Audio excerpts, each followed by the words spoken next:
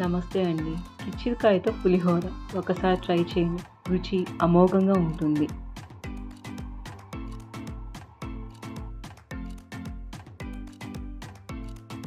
కిచిడికాయల్ని ఇలా కట్ చేసి రసం తీసి పెట్టుకోండి. అందులో జీడిపప్పు, వేరుశనగపప్పు, పచ్చెనపప్పు, మినపప్పు, ఆవాలు, జీలకర్ర, పచ్చిమిర్చి, కరివేపాకు, తగినంత కొత్తిమీర. కడాయిలో కొద్దిగా నూనె వేడి అయిన తర్వాత జీడిపప్పు వేసుకోండి.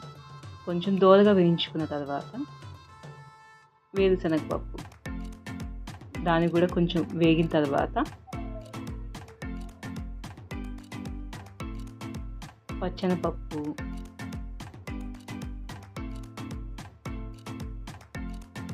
మినపప్పు వేసుకోండి. పచ్చిమిర్చి, అందులో కొంచెం పసుపు,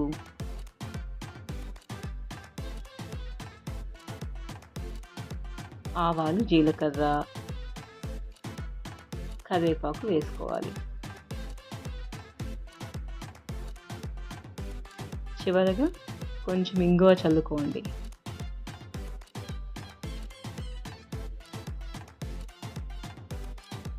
రసాన్ని పోసుకోవాలి.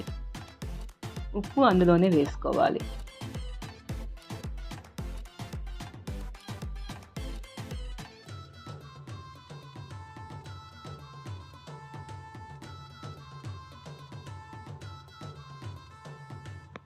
ముందుగా చల్లార్చి పెట్టుకున్న అన్నాన్ని వేసుకొని బాగా కలుపుకోవాలి.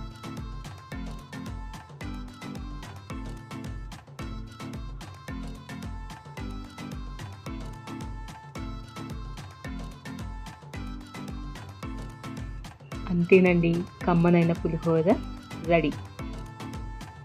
దీంతోపాటు వేడి వేడి మిర్చి బజ్జీ కాంబినేషన్ అద్భుతంగా ఉంటుంది.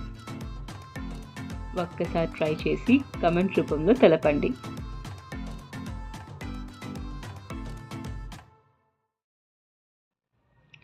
Please like, share and subscribe.